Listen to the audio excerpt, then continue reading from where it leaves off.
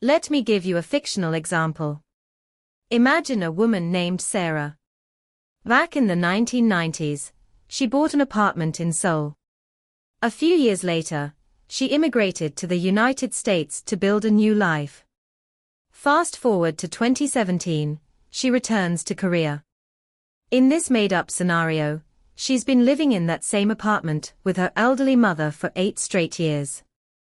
Now, remember, this is just a hypothetical case. But here's the question: if this were real, would Sarah be considered a Korean tax resident, or a non-resident? At first glance, the answer seems obvious. Nearly a decade of continuous living in Korea, in her own home, with her family, surely that makes her a resident, right? But the Korean tax law doesn't look at nationality alone.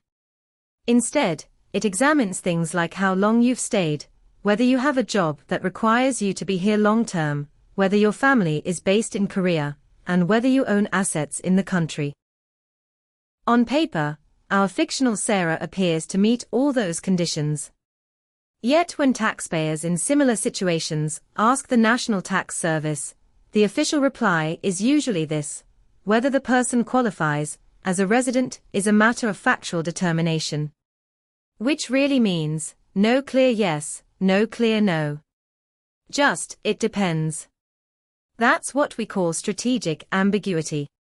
By keeping things deliberately vague, the government preserves the flexibility to interpret each case however it wants, often in ways that work out best for the tax authority.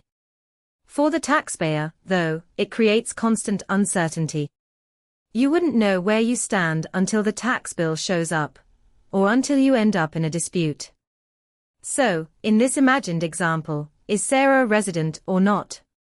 The truth is, the tax authority may never give you a straight answer.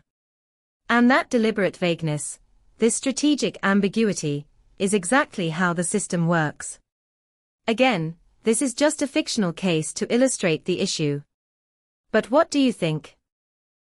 Is this kind of ambiguity fair, or simply frustrating? Let me know in the comments.